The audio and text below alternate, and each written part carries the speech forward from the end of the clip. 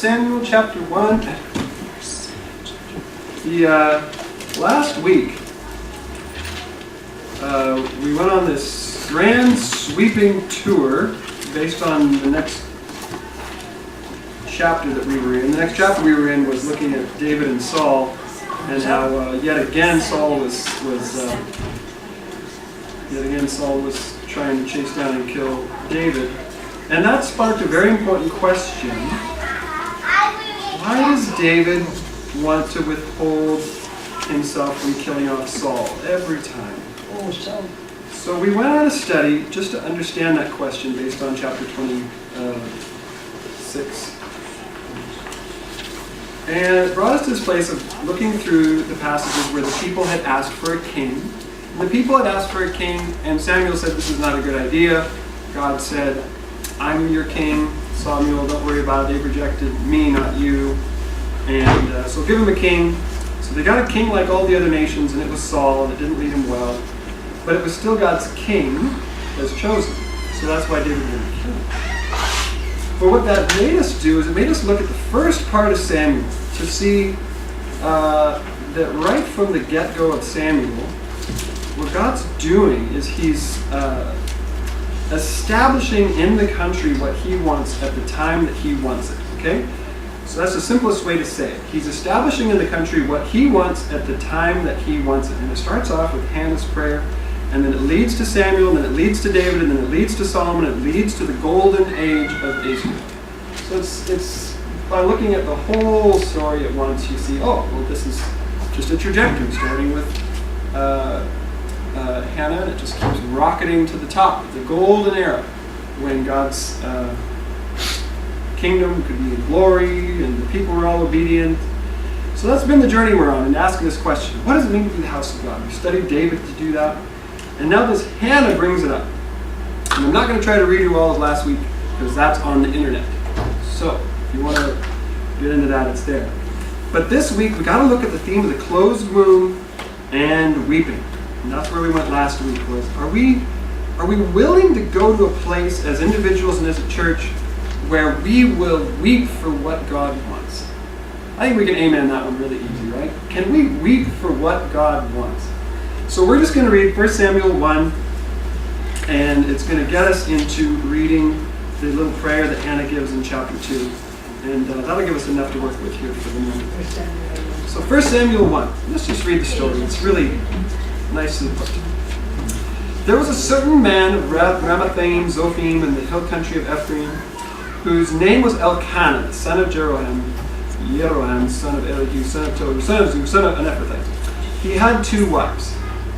The name of one was Hannah, and the name of the other, Peninnah. And Peninnah had children, but Hannah had no children. Now this man used to go up year by year from his city to worship and to sacrifice to the Lord of hosts at Shiloh, where the 2 sons of Eli, Hophni and Phinehas, were priests of the Lord.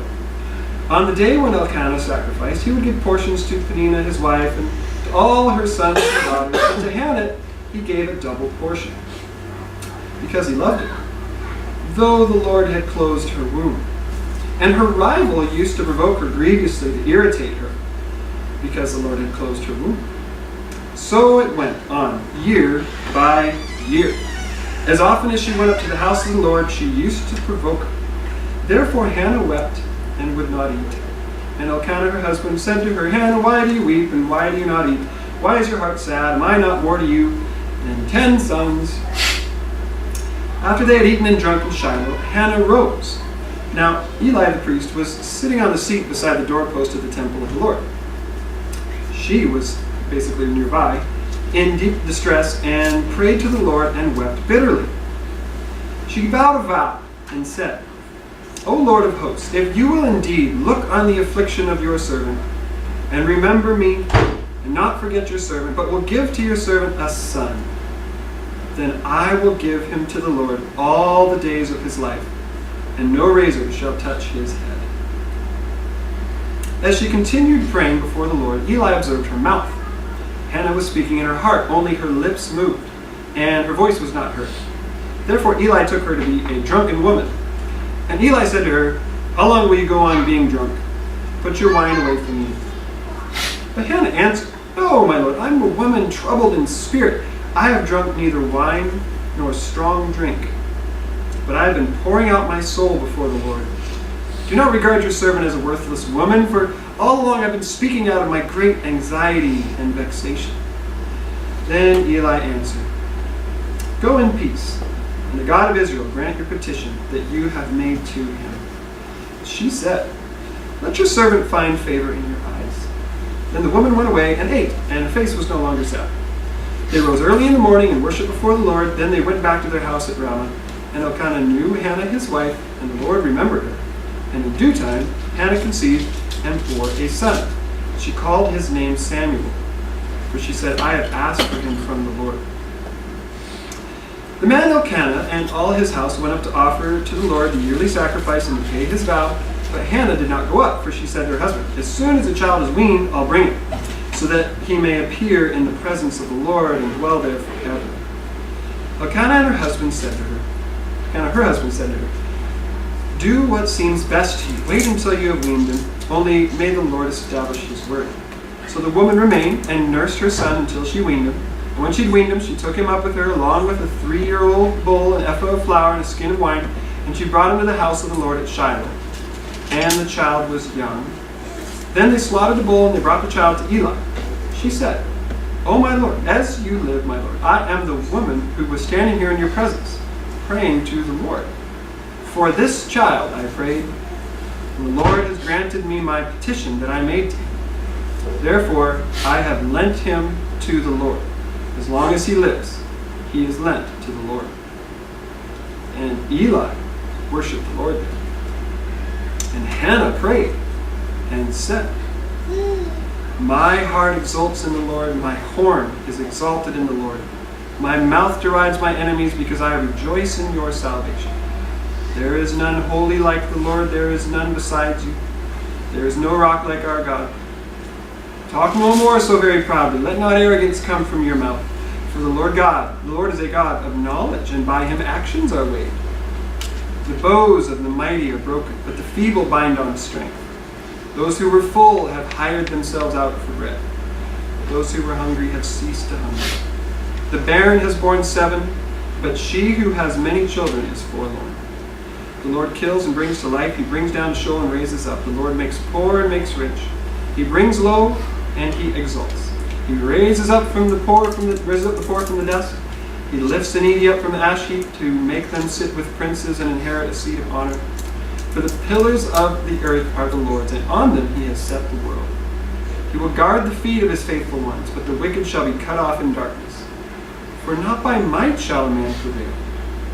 Adversaries of the Lord shall be broken to pieces. Against them he will thunder in heaven. The Lord will judge the ends of the earth.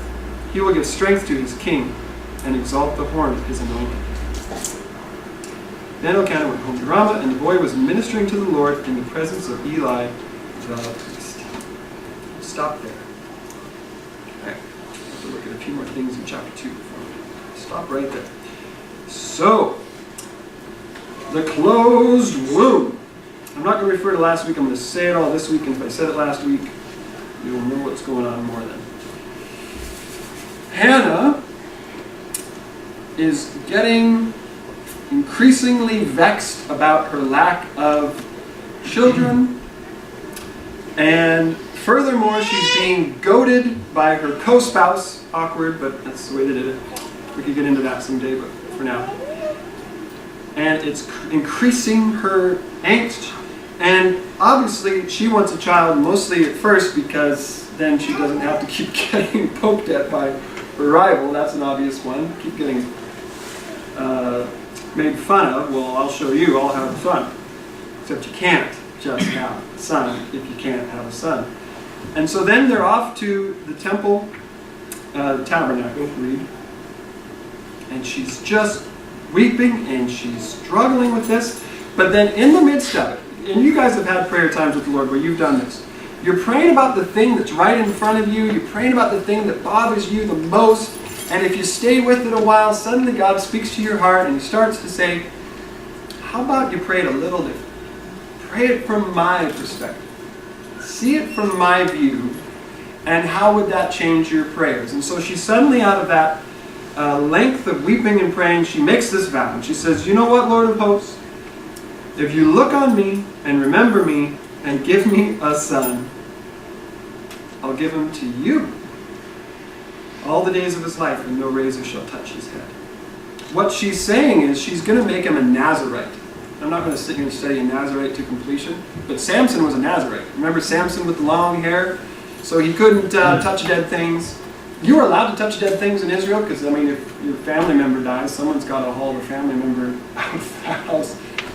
But a Nazarite couldn't do it. And Samson had the hair, and he had other restrictions on him because he was going to be much more holy to the Lord for a period of time, as in his whole life. And this is what she says, I'll make him a Nazarite. I'll make him a Nazarite. Just as like she is giving God the holiest gift that she can name and think of, she's going to give it to God. Where did this come from? I think the safest thing to say, because it's recorded right here, and because it's Samuel that comes from her, and everything that Samuel is, God withheld her womb until she prayed the prayer that said, my womb is for you, not for the satisfaction of me in my competition with my co-stars. Changed it from being of the earthly, of the human, of the natural, and made it holy and heavenly. God, I am now a vessel for you to bear out of me what is pleasing to you. I'll give what comes out of me to you, and specifically a man-child. How often has this happened in Scripture? This story, does this sound familiar? Please be looking through the stories of the Old Testament in the regular reading. This is such a repeated theme. It's like we've been here before. So guess what? We're going to go there a little bit today. We're going to look at a few verses at a time. Keep your finger in 1 Samuel. And I wrote them down so good on my computer, and when I printed, I hadn't had them done. So I'm going to have to just poke along a little bit. Go to Genesis, and I want you to see this progression, because it's going to give us some really good material to work with this morning. Here's Genesis. So everyone knows the story of Abraham. So get to 21. And we can't read the whole thing, but man, does Genesis spend chapter after chapter on how Abraham didn't have a son. Genesis spends chapter after chapter about how God promised Abraham seed and land and blessing, and then he doesn't get it, and then he gets impatient. Do you remember what happens next? Sarah, who was supposed to be able to bear the child of the seed, offers up her maidservant, Bilhah, and from that comes Ishmael.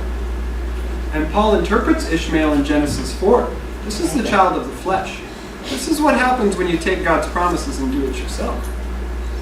It's not the child of the Spirit. The barren womb was withheld and withheld and withheld till it was miracle time for a 100-year-old woman, basically a 100-year-old woman, to have a supernatural baby. So in 21, we'll just read this a little bit here. 21:1. The Lord visited Sarah as he had said, and the Lord did to Sarah as he had promised. And Sarah conceived and bore Abraham a son in his old age, at the time of which God had spoken to him. Abraham called the name of his son who was born to him, whom Sarah bore him, Isaac. And Abraham circumcised his son Isaac when he was 8 days old, and as God had commanded him. Abram was 100 years old when his son Isaac was born to him. And Sarah said, God has made laughter for me. Everyone who hears will laugh over me. And she said, who would have said to Abraham that Sarah would nurse children? Yet I have borne him a son in his old age. So it was hard on her. That's why the child was named Laughing. It was hard on her to be a 100-year-old person and have this promise of a child, and she had no child for her man. And in that day and age, you don't have anything if you don't have kids. Who's going to take care of your old age? All that stuff. It was a big deal. And it just keeps coming up for those chapters before in 21. And then finally God delivers in his time, and Isaac is born, and the stress is off. The right child is born, child of the promise, the miracle child of the Spirit according to Galatians 4. And guess what happens to Isaac? He has the same thing. Anyone remember that? Go to 25.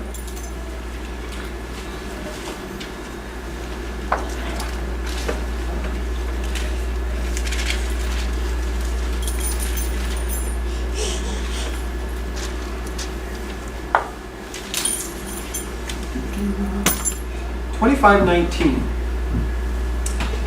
These are the generations of Isaac. It makes a little bit less of a big deal about Isaac.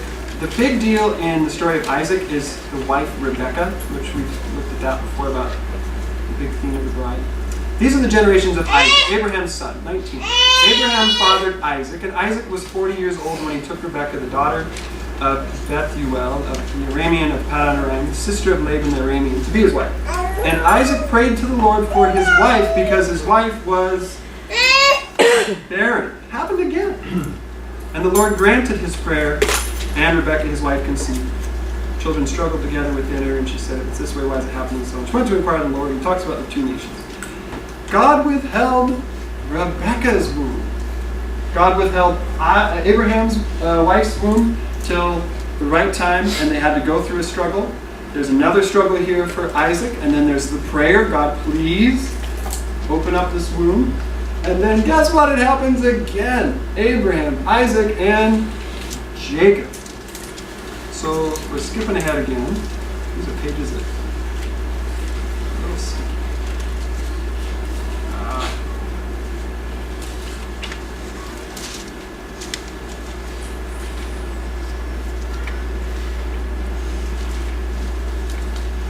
I wrote these down on my computer. I didn't have them printed. It's in 31. I just don't like saying, trust me. Oh, come on, Matt. Are you talking about Rachel? Yeah, we're talking about Rachel. So 29:31 says, when the Lord saw that Leah was heated, he opened her womb, but Rachel was barren. Ah, you're so good. Page 14. Page 14. What was the one again? 29 what? 31. 31. You had a 31. Yeah. Jacob's children. Okay. So Leah had child after child after child. And then she handed off her servant, and the servant had child after child. And this is how Jacob got 12 sons. It wasn't all from one woman. And then Rachel's jealous, so she hands off her maidservant. This is all kind of terrible in some ways. We'll talk about it another day, okay? And so Rachel's being jealous. And then finally, 29:31. When the Lord saw that Leah was hated, he opened her womb, but Rachel was barren. Rachel's down on 30. It's 30:22. Yeah, that's Verse what I 22. 30, 20, thank you, this is good. We're all working together. Okay. 22, yeah. 30:22. Then God remembered Rachel, and God listened to her and opened her womb. She conceived and bore a son and said, God has taken away my reproach, and she called his name Joseph. Joseph, saying, may the Lord add to me another son. Okay, big easy stuff. We're looking at these stories. Genesis is the story of following God's seed. Adam and Eve do their eat the fruit thing, and then God promises in Eve there's going to be a seed. And Paul actually interprets it and says, he didn't say seeds, plural. He said seed, as in singular. So there's this promise of a singular son coming from Eve that will crush the serpent's head. And then the same promise is to Abraham. In your seed, singular, all the nations will be blessed. For us, it's a plural term. Seed, it's got your seed. But for them, it wasn't plural. Okay? So, in your seed. So from Abraham is this struggle. Just watch it now, right? Abraham has this struggle to have a child. And then finally Sarah has a child from a barren womb, a supernatural birth. And then that child is Isaac. And Isaac has a struggle that he would have a son. And God withholds the womb. Isaac prays, the Lord hears, listens, and that womb is opened and delivered the seed, Jacob. And then Jacob has a struggle with Rachel. Now this is interesting, because now he just has a ton of sons. And now we know that Jacob's sons are the 12 sons of Israel, and now the Israelites are blessed. And this is a little interesting. The rest of this Genesis is the story of who? Joseph. And my friends, if we can't see the life of Jesus Christ in Joseph, wow, eh? Oh, and that's why it's got so much story of Joseph. It's just this beautiful. The brothers bow down to him. Man, was that Jesus Christ. And the father bows down to him. Man, was that Jesus Christ. And then the three loaves and the 3 cups and the 3 days, or the cup of the 3 days. Anyway, you know what I'm saying? There's so many parallels for Joseph being Jesus, and then resurrection from the dungeon to the kingship. If we're able to see that the image of the seed, the image of Christ, comes through these people's stories of struggle. We're going to look in Galatians 4 and see this come together in a nice, easy New Testament principle. But right now, I want us to grab this. The seed, for some reason, has a struggle attached to it. It has a struggle attached to it. So then when we fast forward, you can even see in Samson's story in the book of Judges. Go back to 1 Samuel. The mother, she's not even named actually, the wife of Berean, she has barrenness, and then God sends his angel to say, this will be a Nazarite, treat him as holy, image of Christ again. And here now is Samuel. And what does Samuel become? I want us to see this. In chapter 2, verse 11, Elkanah went home to Ramah, and the boy was ministering to the Lord in the presence of Eli the priest. If you're ministering to the Lord alongside a priest, what are you? You are a priest. Okay? Cruise over to chapter 3, verse 19. Chapter 3, 19. And Samuel grew, and the Lord was with him, and let none of his words fall to the ground. Which is a way of talking about people who speak on God's behalf, if they work out or not. 20. And all Israel from Dan to Beersheba knew that Samuel was established as a what?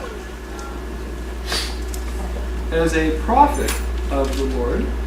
And the Lord appeared again at Shiloh, for the Lord revealed himself to Samuel at Shiloh by the word of the Lord. I'm going to tell you right now, there's not many times in the Bible when a priest is a prophet and a prophet is a priest. Okay? And if you go to 7:15. 7:15. We're still talking about Samuel. And Samuel judged Israel all the days of his life. And he went on a circuit year by year, Bethel, Gilgal, and he judged Israel all these places. And he returned to Ramah, for his home was there, and there he also judged Israel. And he built an altar to the Lord. So what was Samuel in this passage? What was Samuel? Judge. You know what another name for that is? King, ruler, someone who is in charge of the governments of the people. Which was not the priestly task, nor was it the prophet's task. Guys, Samuel is the first prophet, priest, and king. It's the first prophet, priest, and king. Jesus Christ is called the great high priest. Jesus Christ is accused of being the prophet of God, and he was. And Jesus Christ is going to be the king. And in those offices that are usually kept separate in the biblical time, they're all brought together in Christ, which is one of the ways we know that he's the Christ. And here's Samuel. Boy, is he an image of Jesus Christ or what? So the image, can we just keep this together? The image of Jesus Christ getting birthed out of Hannah came with struggle. And more specifically with weeping. Okay, go with me one more time to one more verse. Thank you for your patience. You probably won't turn any more pages. Go to Galatians 4. And I really need to keep a blue Bible at my house. I don't keep a blue Bible at my house. Someone with a blue Bible tell us the page number for Galatians 4.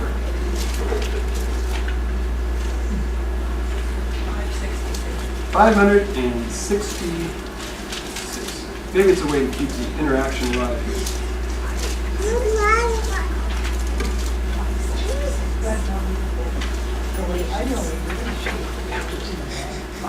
So if we start in 12, we are going to see the struggle of Paul with the church of Galatia, which was a region. So chapter 4, verse 12, in Galatians. Chapter 4, verse 12. Brothers, I entreat you, become as I am, for I also have become as you are. You did me no wrong. You know it because of a bodily ailment that I preached the gospel to you at first. And though my condition was a trial to you, you did not scorn or despise me, but received me as an angel of God, as Christ Jesus. What then has become of your blessedness? For I testify to you that, if possible, you would have gouged out your eyes and given them to me. Have I then now become an enemy by telling the truth? They make much of you for no good purpose. They want to shut you out, that you may make much of them. It's always good to be made much of for a good purpose, and not only when I'm present with you, my little children. 19, my little children, for whom I am again in the anguish of childbirth until Christ is formed in you. I wish I could be present with you now and change my tone from perplexed about you. Paul has this church that he's planted, and God arranged for the gospel to be preached to them. They heard, they believed, and they know it, he knows it, and then these other people come along, they start misleading the people, taking them down a path, and he's like, where are you guys going? And he says, you're cutting yourselves off from Christ in the next chapter. But he's saying what he's feeling inside of his heart in verse 19. My little children, for whom I am again, what does again mean? What does again mean? Second time, third time, fourth time. Again, this means the first time he showed up in Galatia, he had an anguish of childbirth that the church be planted in Galatia. He had an anguish that Christ be formed in them. Can we see this? Can we see the poetry of this? Out of Paul's anguish of childbirth. Where does it hurt? Where does it hurt when you're having a baby? Don't eat too much. The middle. Okay? It hurts in the middle of childbirth, okay? And the forming of a child is inside, in the middle. And out of Paul's anguish inside, he was praying and laboring that where would Christ be formed? In them. This anguish, this inner anguish, is beautifully attached to the birthing of Christ in these Old Testament stories. And it's here stated numerous times, really, by Paul. He says it again in Colossians 1, 28 and 29. But here it is in Galatians 4. He's definitely making this childbirth analogy. Anguished inside the struggle from my guts that wants God to be formed in another person.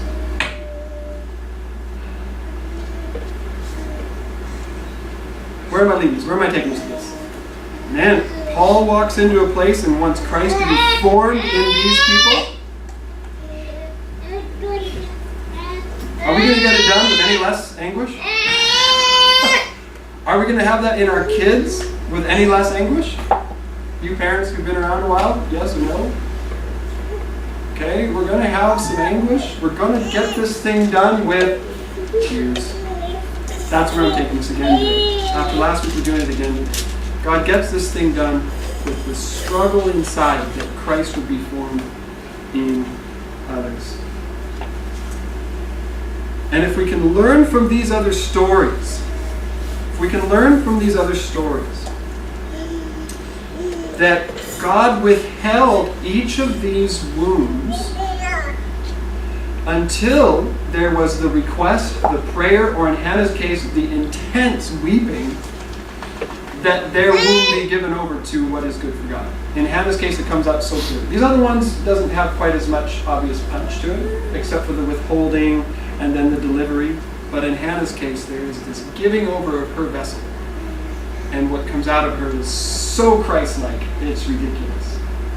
It's beautiful is what it is. Isn't that what we long for in others and in our kids? That Christ be so manifestly beautiful within them. That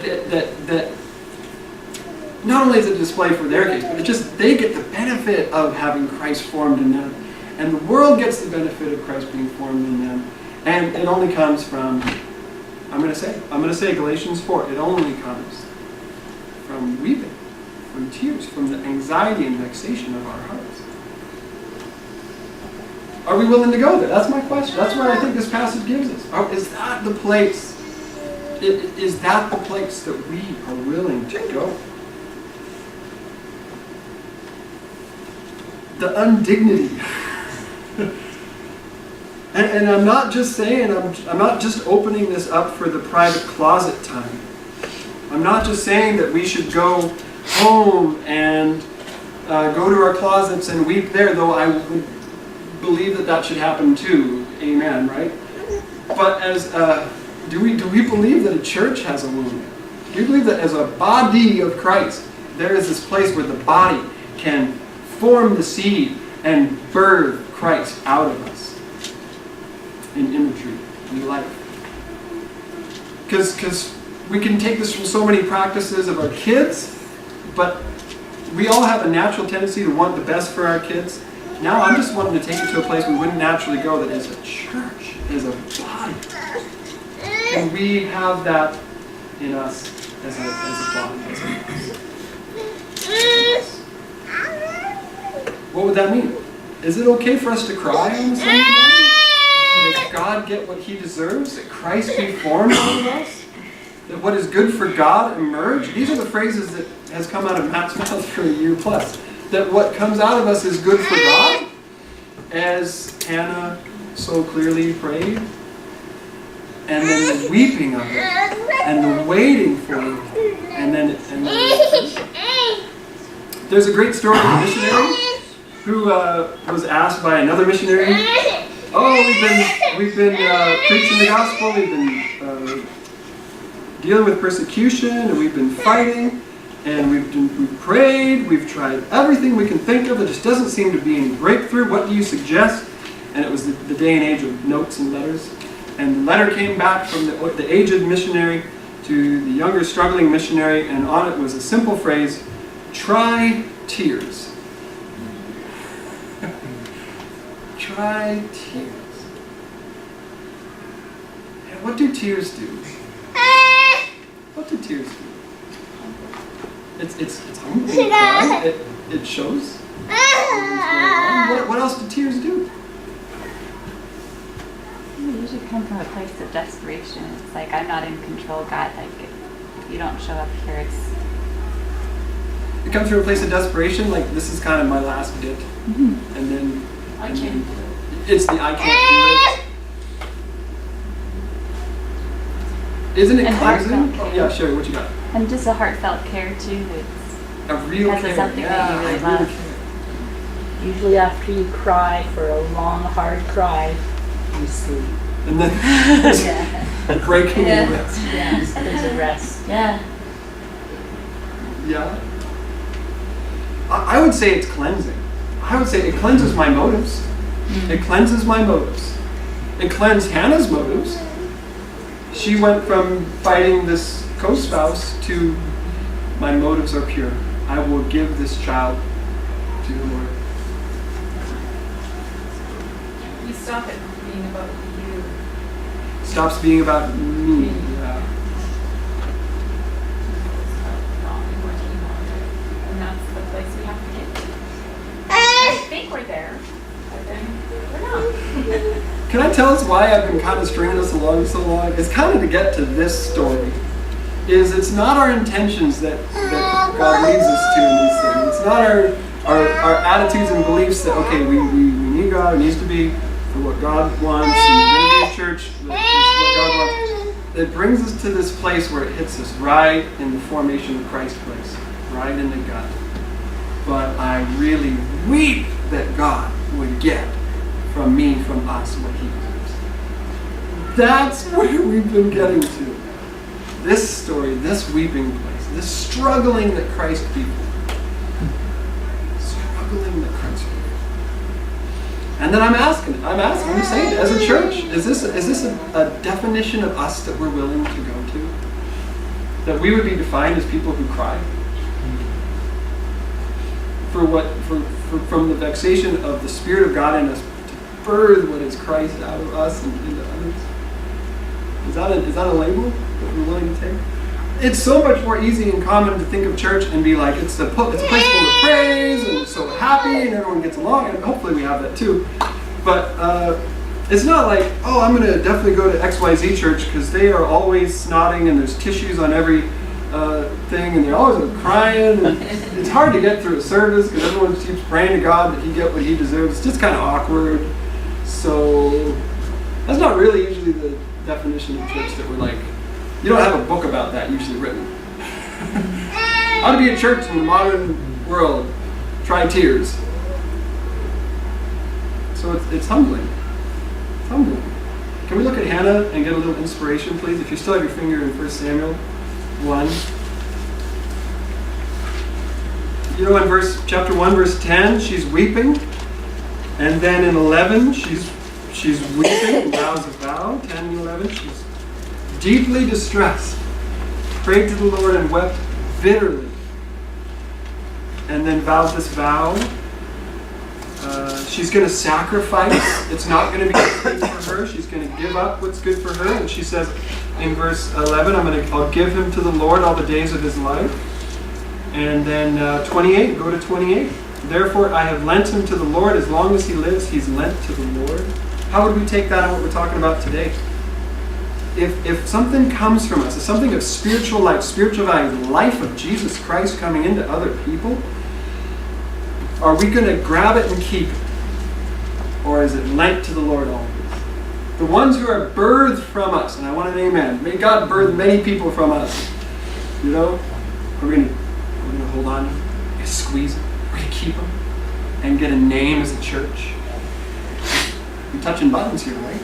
I'm not saying we're doing this, but I'm saying we got to watch out for this. And get a name as a church that can lead people to Jesus. Or are they lent to the Lord? Is what comes from us lent to the Lord? Always to the Lord. That child does not even get the identity of being part of Hannah's house.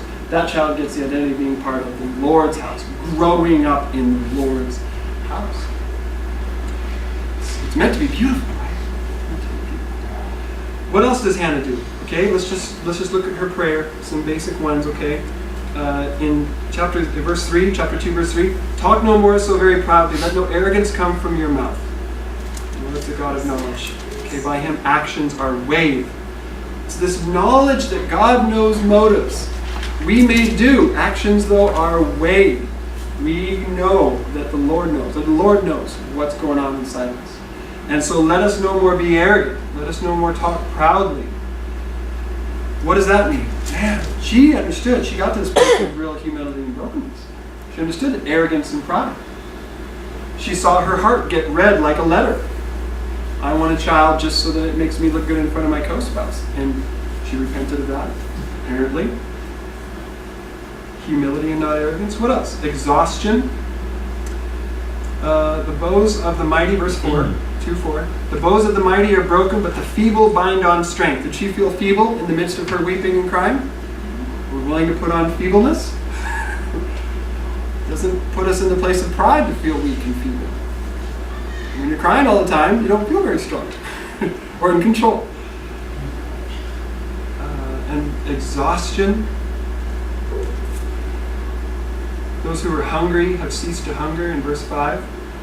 And the admission of poverty. Look at 7. The Lord makes poor and makes rich. He brings low and he exalts. 8. He raises up the poor from the dust. He lifts the needy from the ash heap to make them sit with princes. What is Jesus' famous beatitude? Blessed are the poor in spirit. Isn't she saying the same thing? Those people who have embraced poverty. Can we do that? I just want us to go. I'm so excited for us to take on the identity that we are God's church together, God's house together. And so I keep saying this and I want it to be said and heard. Are we willing to take on poverty of spirit as a church family? Where there is no boasting in ourselves and no confidence in our flesh. But there is this poverty, the bringing low, and so that God can exalt. The making poor, so that God can make rich. The living in the dust as the poor. Being needy in the ash heap, so that God can sit with princes in the air. Are we willing to wait till heaven to get kudos for our tears? Are we willing to wait till heaven for God to move us from the low place at the table to the front of honor? Are we content to spend our whole Christian walk and life as a church family living in snot and tears? I'm not saying God will do that to us, but are we willing? What a place that we can go so that God can birth from us over and over again that which is pleasing in His sight. I think that gets honor in heaven. I'm pretty sure it does.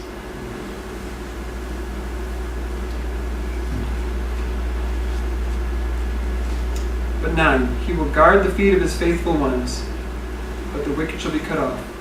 For not by might shall a man prevail. First off, faithful ones. We're faithful to this. God guards the feet. But then look at that end phrase. For not by might shall a man prevail. Haven't we heard that in other Bible passages? It's not by might that we get victory. Is there any strength present in this group of human beings that can produce what is pleasing to the Lord? The answer is we're not going to exalt human strength, because it's not by might that a man prevails. Because it's not by might, it's not by power, but by my Spirit, says the Lord, which is in direct context the building of His holy temple. The building that God will have produced will not be made by hands, meaning no human can take credit. It's God. It's God. It's God. We throw ourselves in weeping at God. We throw ourselves in weeping at God. We do that, and we live at that place in just humility and brokenness and saying, God, help, God, save, God, rescue. And these are the low ones that He exalts in due time and bursts from them that which is pleasing. Lowliness gives us our exaltation. So, who's up for the birthing process? Who's up for the birthing process? Okay, can I just contrast this real quick before I bring this to a close? And there's tissue boxes under everyone's chairs because we're going to be until 4, just practicing. Okay, everyone's got one. Okay, we can't make this happen. We can't make this happen. I'm not going to make this happen. I'm going to preach on it every week for 3 months, but we can't make it happen. I'm just kidding a little bit, but can we just look at the contrast? If you're in 1 Samuel still, I just want us to put a little fear God in us. 1 Samuel chapter 2, verse 12. And what's the title again of chapter 2, verse 12? Eli's worthless sons. Okay, so this will be nice. This will be a nice way to wrap up. Now, verse 12. Now the sons of Eli were worthless men. Now, wouldn't you? The Bible tells it how it is. Now the sons of Eli were worthless men. They did not know the Lord. The customs of the priests with the people was that when any man offered sacrifice, the priest's servant would come while the meat was boiling with a 3-pronged fork in his hand, and he would thrust it into a cauldron or pot. All that the fork brought up, the priest would take for himself. It was a way for the priests to get fed for their task. They didn't cook meals, they just took from the sacrifices and fed themselves and their local family. This is what they did at Shiloh to all the Israelites who came there. Verse 15. Moreover, the fat was burned. Before the fat was burned, the priest's servant would come and say to the man who was sacrificing, "Give meat for the priest to roast, for he will not accept boiled meat from you, but only raw." And if the man said to him, "Let them burn the fat first, and then take as much as you wish," he, meaning Hophni and Phinehas, would say, "No, you must give it to me now, and if not, I will take it by force." Thus the sin of the young men was very great in the sight of the Lord, for the men treated the offering of the Lord with contempt. Samuel was ministering before the Lord, a boy clothed with a linen ephod. His mother used to make for him a little robe and take it to him each year when she went up and with her husband to offer the yearly sacrifice. Then Eli would bless Elkanah his wife and say, "May the Lord give you children by this woman for the petition she asked of the Lord," so they would return to their homes. Indeed, the Lord visited Hannah, and she conceived and bore 3 sons and 2 daughters. And the boy Samuel grew in the presence of the Lord. Now Eli was very old, and he kept hearing all that his sons were doing to all Israel, and how they lay with the women who were serving at the entrance to the tent of meeting. And he would say to them, "Why do you do such things? For I hear your evil dealings from all these people. No, my sons, it's not a good report that I hear from the people of the Lord spreading abroad. If someone sins against a man, God will mediate for him. But if someone sins against the Lord, who can intercede for him?" But they would not listen to the voice of their father, for it was the will of the Lord to put them to death. Now the boy Samuel continued to grow, both in stature and in favor, with the Lord and also with men. And there comes a prophet to tell Eli how his sons are going to die. There's this contrast going on at the same time as the story of Samuel. Contrast. Contrast of what? The son of the Spirit, Samuel, the son of the miracle, Samuel, the son of weeping, the image of Christ, is held in contrast to what? the natural sons of Eli, who did not know the Lord, who were not holy, who gave themselves over to evil deeds in the house of the Lord. What God wanted was found in Samuel, and what he did not wanted was charactered in Hophni and Phinehas. I'm not going to go so far as to say if we don't go the Samuel path, we're definitely going the Hophni and Phinehas path. But there's something about this story that it puts them side by side. And when you read it again, first it's about Samuel, then it's about those two men. And then it's about Samuel, and then it's about those two men. And then look at 26 again. Now the boy Samuel continued to grow both in stature and in favor with the Lord and also with men. Who was that spoken of in Luke 2? Jesus Christ. Exact same phrase. And now we know for sure that Samuel is an image and type of Christ. Guys, I am going to say this safely. It's either Christ or nothing. Is that okay to say? It's either Christ or nothing. What comes out of us is either Christ, or may that womb be withheld. Can we say that out of our individual hearts? That in the ministry of the Lord, it will be Christ or nothing? And can we take it to our church? That the womb of our church, it will be Christ or nothing? We don't want to be guilty of putting out Hophni and Phinehas that the Lord wanted to just kill.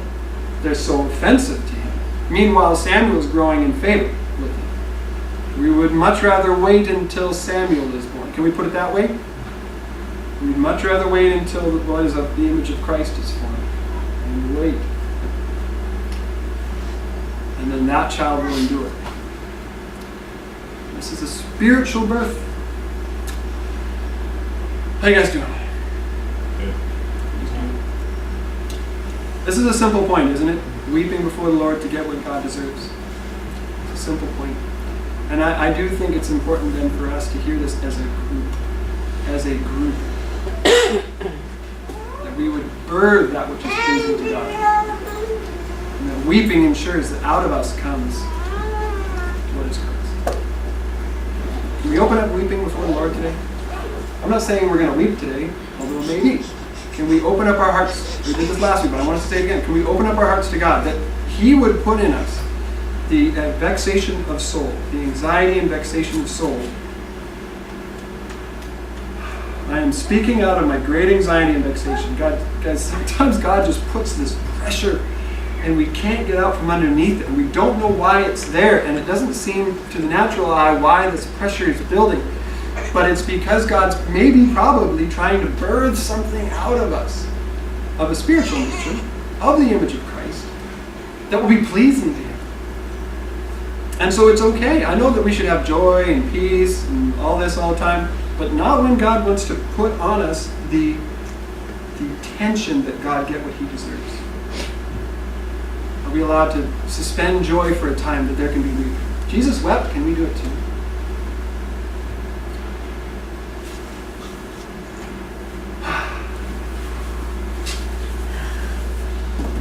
And then, like Hannah, offer up this prayer. My heart exults in the Lord.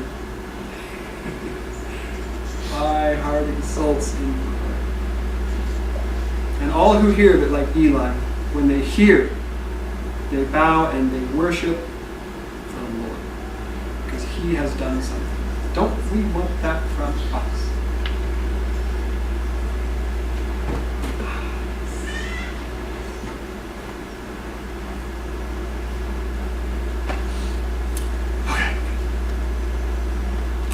What's appropriate? If we believe that God offers messages like this through His Scriptures, and then just to take it seriously enough to say, God, you're saying something, you're doing something, you're speaking something, I think it's simple enough. All we gotta do is throw ourselves on God's grace and say, okay, God, by your grace, through your Spirit, form in us that which you're built. So we'll just do that together.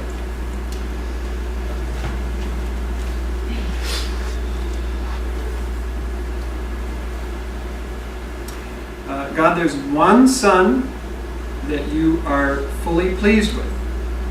Jesus Christ, the Son of God.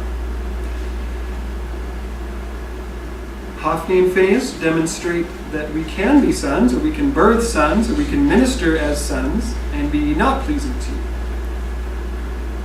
We don't want to go there. God, we repent of any way that we have been Hophni and Phinehas. We turn away from any way that we have ministered in our flesh for our own sake. Any turning or twisting of the rules of your worship and ministry to satisfy our own needs or desires. That we may be pure people. If Hophni and Phinehas had repented, they would have been spared. I think that's pretty clear from the story.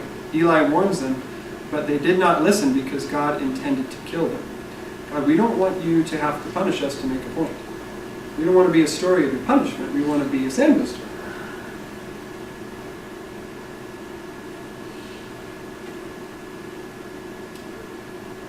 So God, we throw ourselves on the steps of your house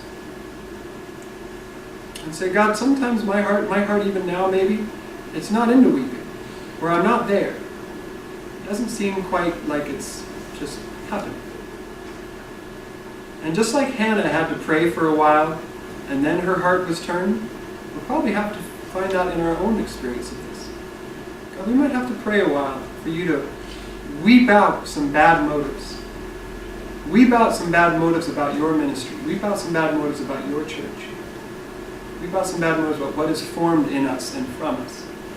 And then find ourselves, I would argue, by the Spirit, praying the prayer of the vow of Hannah, that what would come would be lent to the Lord. With all the conviction that a vow brings from it. God, this is a supernatural thing. None of us feel adequate to this. Who would feel adequate to this? And yet, Lord, you give the gift of tears. I really believe that. Just like that missionary story. God, I believe that after we've tried everything, you can lead us to the place of tears. And our motives are purified, and our attitudes are checked, and our ideas are dead in the water. Because we've tried everything to get pregnant. We throw ourselves at the Lord. Oh God, that what comes from me may be given back to you.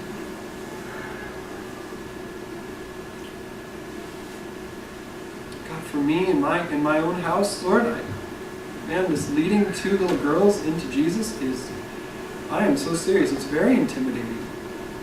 Especially my strong-willed, grab hands oldest. She just grabs hands and yells at kids. She's a strong-willed baby. But what do I do? God, I want to start weeping for her now, early, that Christ be formed in her. And as Paul, Lord, I want to have a heart that I labor. I have the anguish of childbirth in my body, that Christ be formed in our church here. I want that. Not one that I can drum up, but one that you impart. God, it would, just that we could as a group become a womb where the Lord can birth out of us what's pleasing to Him. Lent to the Lord. Loaned to the Lord. Forever. God, that's what you want to hear from us. Whatever you birth out of us will never come back into our hands. I think we need to pray that, don't you feel that? That what comes out of our church will never come back into our hands. We will never try to control what you birth. Can you see why this might be an important turning prayer for our church that Hannah is giving to us?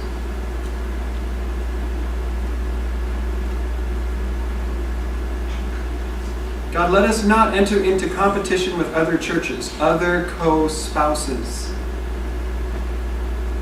Lord, let us not enter into competition with other churches, other members of your bride.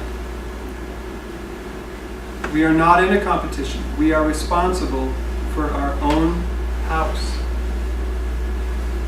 And Lord, we ask that our house become a house that can form Christ. The seed of God. And God, if our minds are willing to go there, we can think about the endless waves. The harvest is plentiful. Workers are few. Lord, we can think of the harvest. We can think of our family members and and people that you brought into our lives and the hardness of hearts we see in so many places. We've seen some breakthroughs, but so much hardness everywhere. Lord, it will take tears to punch through these crusts. It will take tears of weeping, and maybe even martyr's blood, to break these hard hearts against you, God. You guys are with me on this, aren't you?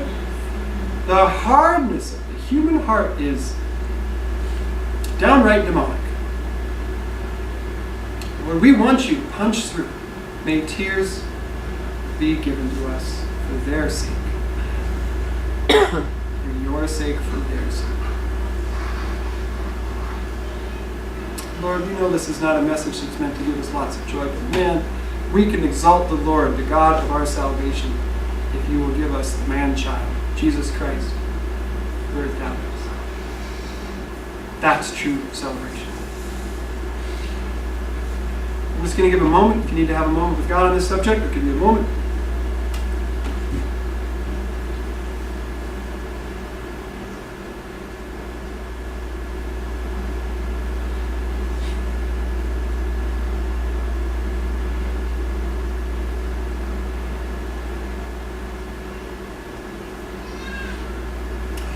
So then just one time here together, let's just open up. If you need to use your hands or some physical opening gesture or posture, we want to open ourselves up to God. Lord, if you want to deposit weeping in my heart, this is on you if you want to pray this.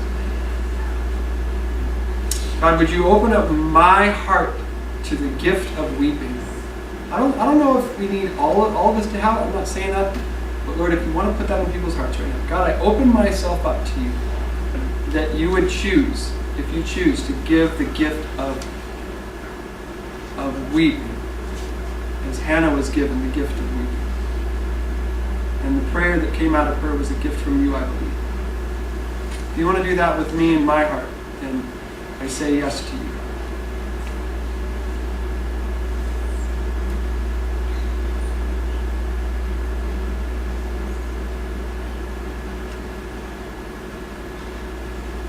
So I don't believe that God hears these prayers, just like he heard the prayers of all these women who wanted a baby. And then the Lord heard and remembered. So Lord, hear and remember. Lord, hear and remember the prayers of your spouse this morning. In Jesus' name we pray. Amen. The Lord grant the petition that you have made to him. She said, let your servant find favor in your eyes. And she went her way. All right, my friends.